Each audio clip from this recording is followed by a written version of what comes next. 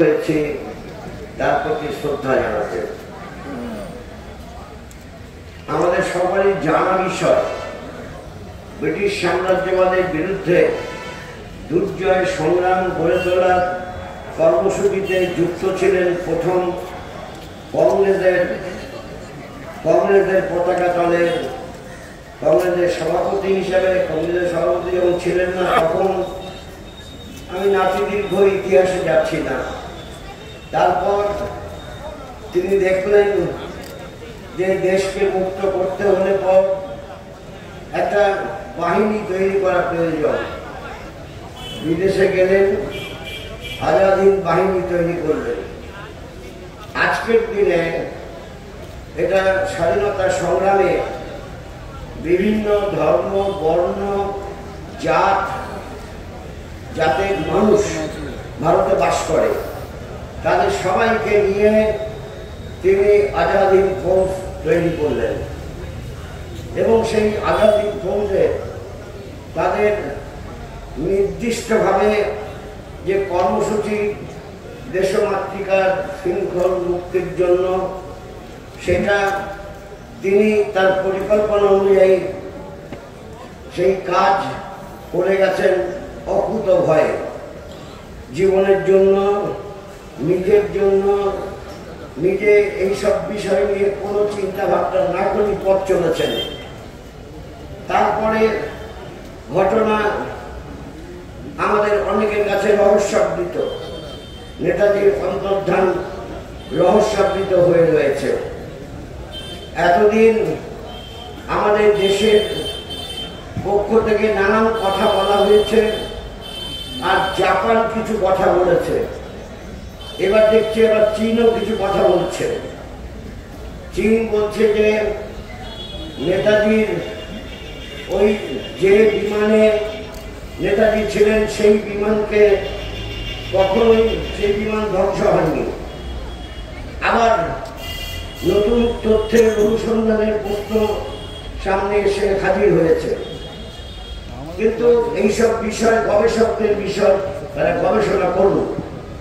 কিন্তু আমাদের দেশের যারা শাসন ক্ষমতায় রয়েছে, আজকের এই সভার সভাপতি তিনি যে কর্পোরেট লবির কথা বললেন, কর্পোরেট সংস্কৃতির কথা বললেন, এই দেশের যারা শাসক, আমাদের প্রধানমন্ত্রী মাননীয় নরেন্দ্র মোদী মহাশয় এবং তার দল ভারতীয় জনতা পার্টি, ঠিক ভারতীয় জনতা পার্টির নামে তখন ছিল না।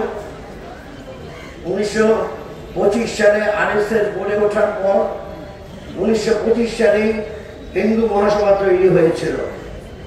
আর সেই হিন্দু মহাসভার নেতৃত্ব তারা স্বাধীনতা আন্দোলনে অংশগ্রহণ করেনি, তারা হিন্দুদের সংগঠিত করেছে। কিন্তু ব্রিটিশ সাম্রাজ্যবাদের অর্পণমুক্ত হয়ে স্বাধীনভাবে দেশ তার জন্য কুরবানি করেনি, বরঞ্চ যখন ধরা পড়তো তখন মুচলেখা দিয়ে আমরা স্বাধীনতা আন্দোলনে অংশগ্রহণ করিনি, ওখানে আমরা গিয়েছিলাম। এরকম হয়েছে অনেকের ক্ষেত্রে। নাম বিস্তারিত বলে সময় নষ্ট করতে চাইছি না।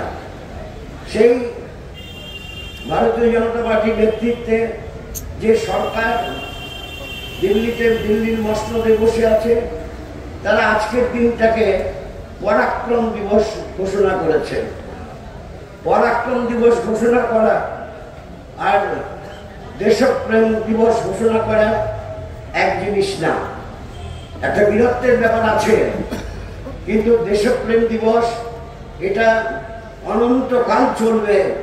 দেশকে যারা ভালোবাসে না, দেশের মানুষকে যারা ভালোবাসে না, দেশের মানুষের জীবনমান উন্নয়নের জন্য যারা চিন্তা করে না, তারা পরাক্রম দিবস ঘোষণা করলে পরে দেশের নেতাজি সুভাষচন্দ্র বসুর জন্মদিনে আমাদের শপথ গ্রহণ করতে হবে।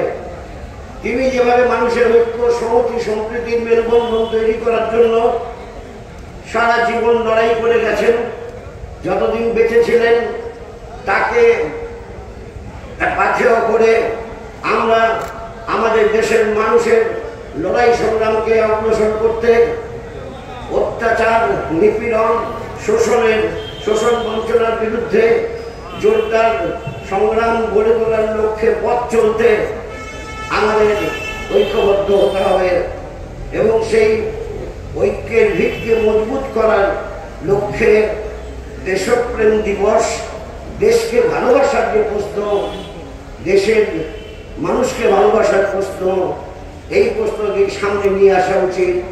এখনকার সময়ে সব থেকে গুরুত্বপূর্ণ বিষয় মানুষের ঐক্য, সংহতি, সম্প্রীতি। কারণ সাম্প্রদায়িক হানাহানি এবং সাম্প্রদায়িক হানাহানিকে উস্কানি দেওয়ার জন্য যে বুলডোজার রাজনীতি এই বিজেপির পক্ষ থেকে নামিয়ে আনা হয়েছে, তার বিরুদ্ধে ঐক্যবদ্ধভাবে লড়াই সংগ্রাম করতে হবে। এই লড়াই সংগ্রামের শপথ গ্রহণ করেই আমাদের নিজেদের বিরুদ্ধ হতে হবে, এই আশা প্রকাশ করে আপনারা যারা এখানে উপস্থিত হয়েছেন, নেতাজি অনুরাগী, তাদের সবাইকে ধন্যবাদ, অভিনন্দন জানিয়ে আমি আমার কথা এখানে শেষ করছি। নেতাজি সুভাষ চন্দ্র বসুকে আমরা ভুলিনি, আমরা ভুলব না। ধন্যবাদ। 23শে জানুয়ারি নেতাজি সুভাষচন্দ্রের 129তম জন্মজয়ন্তী। এই দিবসকে আমরা শ্রদ্ধার সঙ্গে পক্ষ থেকে প্রত্যেককে অনুরোধ করছি এসে একে একে করে শ্রদ্ধা জানানোর জন্য।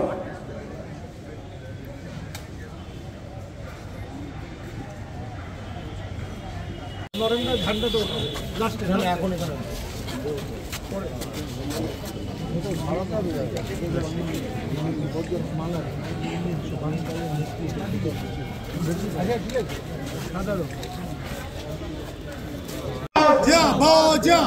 নেতাজি জিন্দাবাদ।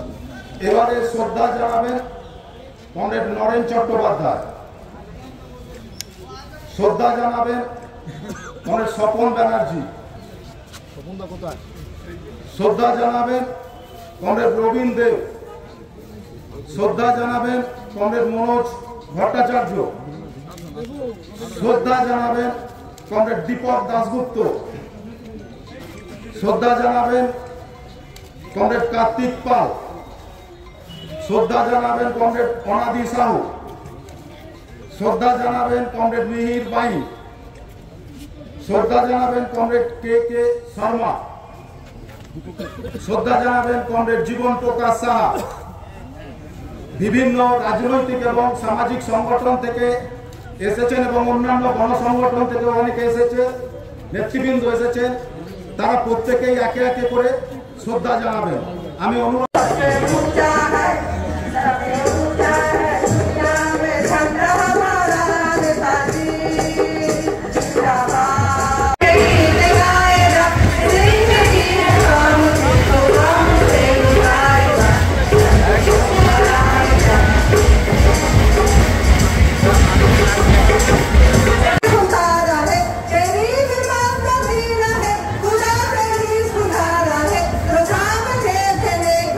तो